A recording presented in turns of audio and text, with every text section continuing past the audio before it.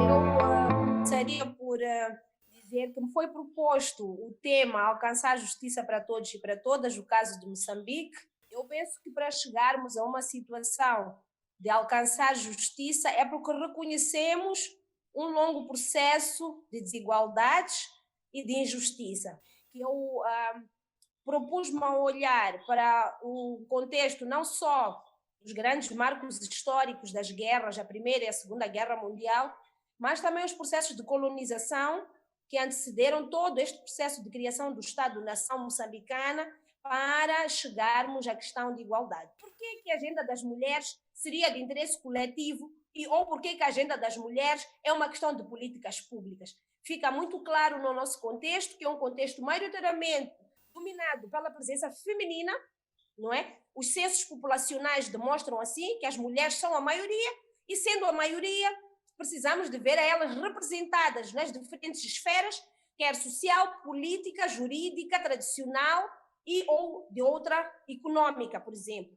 Geralmente chamamos de mulheres que estão no setor informal, mulheres que trabalham, mulheres chefes de família, mulheres, etc., colocadas em domínios que não são normalmente formais. Então, é preciso que hajam políticas públicas claras para integrar grupos dentro do quadro geral da sociedade. Então, mais do que trazer apenas o quadro como está, eu também trago questionamentos como forma de fazermos uma reflexão. Como podemos, não é, como países entre Moçambique e Angola, refletir melhor sobre o melhor modelo a ser adotado entre esses países para alcançar a igualdade entre todos e todas. No caso, por exemplo, de Moçambique, uma das grandes influências para nós termos a Lei 29/2009 foi a Lei Maria da Penha, que é a lei brasileira. Esta foi a lei que, em termos comparativos, veio influenciar profundamente o trabalho de produção da própria Lei 29/2009. Afinal, não queremos, entre aspas, escangalhar o sistema todo, mas nós queremos paulatinamente contribuir e esperamos que a legislação também o faça para que as sociedades sejam efetivamente mais justas, mais igualitárias para todos e todas. Nós temos em funções para 29, para 30 milhões de habitantes, nós temos em funções, em toda a extensão do território nacional, nada mais do que 600 juízes. Ora, se nós fizermos essa repartição entre 30 milhões de habitantes versus 600 juízes, a maior parte dos quais concentrados em Luanda, entre a jurisdição superior e as jurisdições intermédias, vamos perceber que temos, em termos de recursos humanos, temos cada vez menos juízes do que aqueles que nós precisamos. Só que, na verdade, quando nós vamos entrar no funcionamento do tribunal, nós percebemos que não temos procedimentos céleres para que cada um e cada uma possa ter direito e acesso à justiça diretamente falado. E de que é que me estou a referir em relação a isto? O que acontece é que nós temos nos tribunais a incapacidade de nós podermos responder em tempo célere os processos que nos chegam. Ou seja, se nós formos avaliar o período normal de maturação de um processo, quer se trate de um processo civil, quer se trate de um processo de família, quer se trate de um processo de trabalho ou de um processo crime, nós temos, em média, num processo de complexidade reduzida, nós temos, em média, 18 meses para obtermos uma decisão final.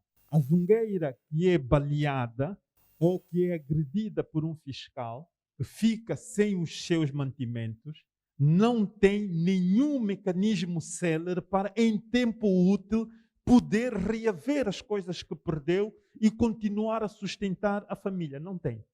O que é que tem de fazer? Se tiver algum apoio, terá de começar um processo normal. Então, nós não temos processos céleres, como temos. Nós poderíamos adotar o mecanismo da tutela da honra, que é um mecanismo que muitos países utilizam, que sempre que uma pessoa é ofendida, mesmo em paralelo com o processo crime que corre, há um processo expedito que vai tentar chamar a outra pessoa para justificar se a sua honra foi ou não foi lesada.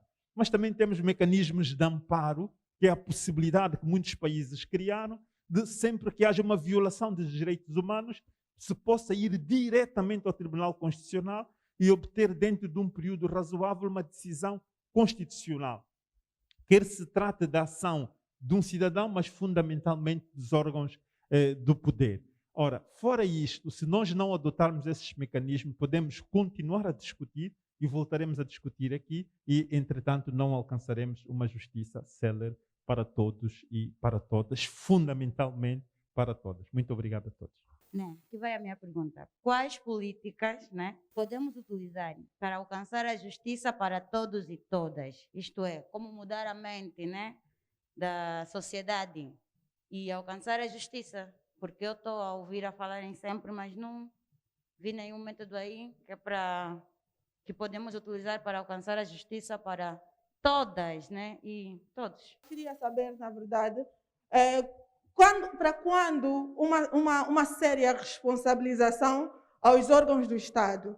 Por que não se fala dessa questão da responsabilização? Porque, né, fala-se também muito da questão da zungueira, do fiscal que bate, que muitas das vezes fica impune. São coisas pontuais que nós vemos e que às vezes não precisa uma morosidade para se resolver. Eu diria que todo o processo é um processo, não é? E esses processos costumam ser morosos, mas eu acho que não podemos perder a esperança de que o processo ele acontece de forma gradual e paulatina. Temos sede de justiça, sim, e isso é importante. Na verdade, essa nossa inquietação por justiça é um dos grandes vetores para que a justiça, de facto, seja feita. O sistema judicial, é assim, cada povo é aquilo que ele permite que seja. Os nossos órgãos de justiça, os nossos órgãos governamentais são aquilo que nós permitimos que eles sejam. E para que tenhamos um sistema de justiça que inspire confiança, nós temos de fazer o nosso papel proativo, de exigir que esta justiça inspire confiança. Os mecanismos estão lá. A Constituição exige que o julgamento seja justo e equitativo. As leis exigem que as decisões dos tribunais têm de ser fundamentadas. Exige-se que exista aqui acesso a direito e que ninguém seja denegado à justiça por insuficiência dos meios econômicos. Por exemplo, o Moçambique tem o IPAS, nós temos a Ordem dos Advogados. O que acontece é que aquilo que a Ordem dos Advogados faz de assistência judiciária gratuita, em Moçambique não é permitido que sejam feitos pelos advogados. Então são feitos pelo IPAS, o Instituto que provê este serviço. Independentemente dessa natureza, há aqui um acesso gratuito à justiça.